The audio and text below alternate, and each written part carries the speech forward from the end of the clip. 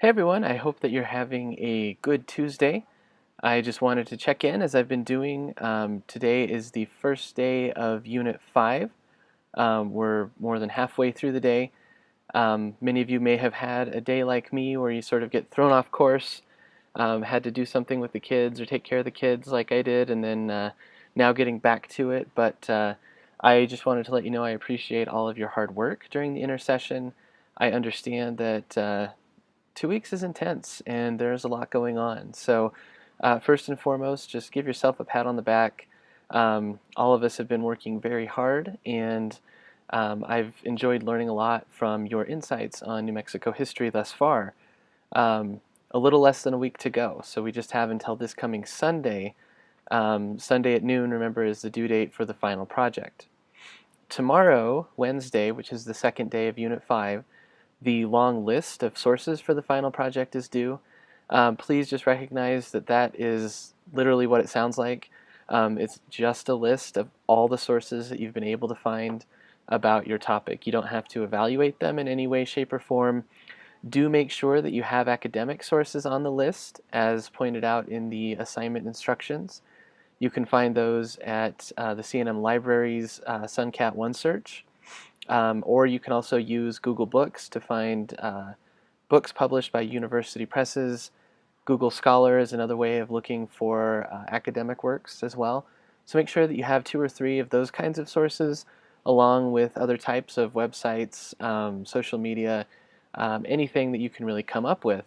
Because as you remember, the final project itself is on Storify, and it's a digital annotated bibliography. So you're going to put everything in there, and you're going to write annotations for each individual source, um, to evaluate them in terms of their credibility and their relevance to your project. If you have any questions about that, please let me know, and I'm more than happy to help out in any way that I can.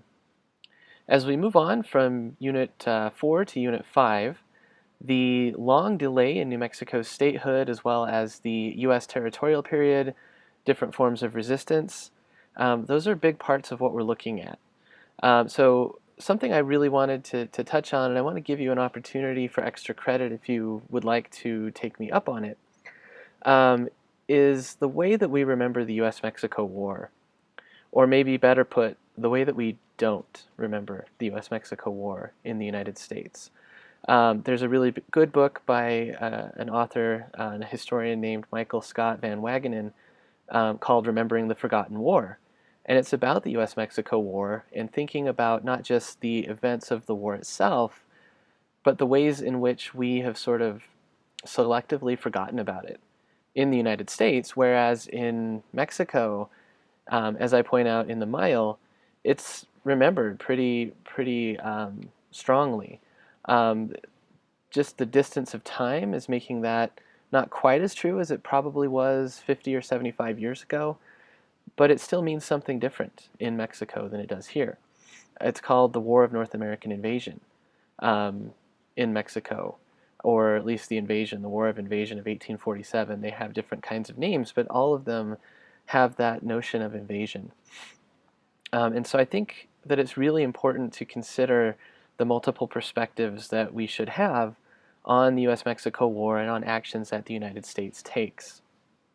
Something that's usually really striking, and it has been this time around too when I teach New Mexico history, is the level of critique that we're willing to lay upon the Spaniards for their conquests, and how that tends to disappear when we talk about the US period. So again, kind of think about why that might be the case. And so I mentioned extra credit. For some extra credit, we'll offer the same weight as one of the ID steps, so 60 points or a journal entry. And I'll open up a discussion forum for this in the discussion board, so you can go there. I'll post this video there as well.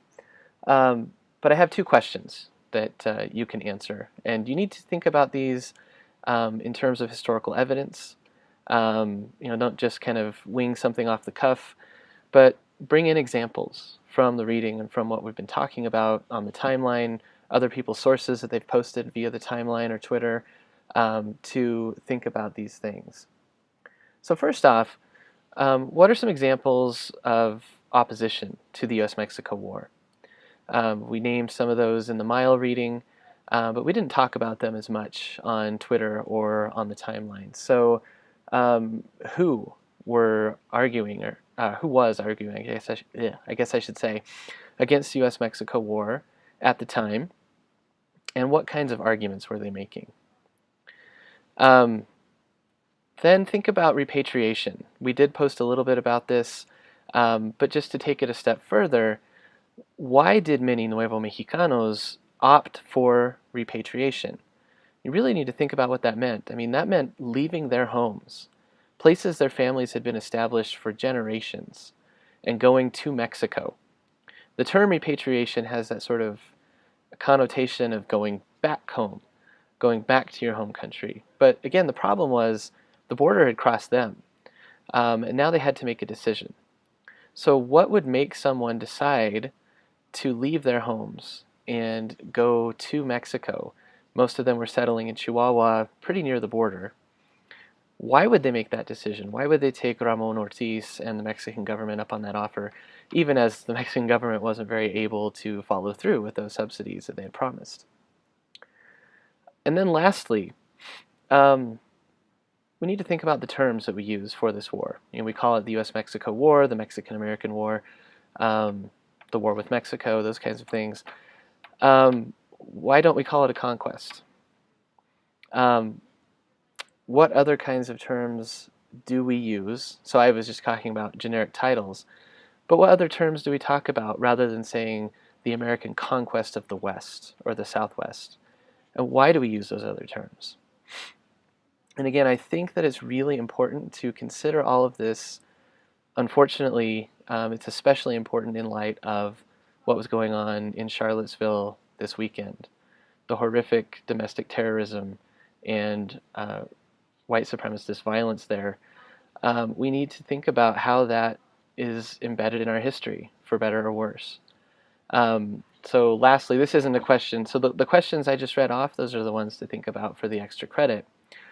But for everyone, even if you're not going to do this for extra credit, as we move forward and finish up the course, we need to think about the promises of the Treaty of Guadalupe Hidalgo. It promised full citizenship to those people who were living in the ceded territories, that they would be included as U.S. citizens, their property would be protected, their culture, their religion. In many ways, those promises were not fulfilled. We started reading about them at the end of Unit 4 in Chapter 9, with the land grabs, dispossession of people like Thomas Catron, the Santa Fe Ring. We're reading about them again in Unit 5 with movements like Las Guerras Blancas and those that were pushing back and resisting efforts to take lands and change the ways that people had access to their livelihood. Much of that was based on race. Much of the reason that New Mexico was not allowed to join the Union until 1912 was due to racism. I think that'll become very much more obvious than maybe it already even is as you read in Chapter 12 about Senator Beveridge, who was one of the most vocal anti-New Mexico statehood voices there. But we also read the words of John C. Calhoun, who believed that non-white people didn't belong in the United States, could not even participate in democratic processes. Unfortunately, that is our history. I also know there were many people, like I said, the first question, people were opposing these views. So it's important to think about who they were and what they were saying, because that's also our history. But we can't pretend that this other side wasn't too, that we didn't take the Southwest and the West through conquest. Because coming to terms with that, I think, will help us to better understand how to come to terms with each other in this country today, at present. So anyway, you can tell a lot on my mind, on my heart. But I appreciate, again, all the hard work that you've put into this class thus far. This video's run long. Please do take advantage of that extra credit if you would like. I'm opening up that discussion board as soon as I hit stop.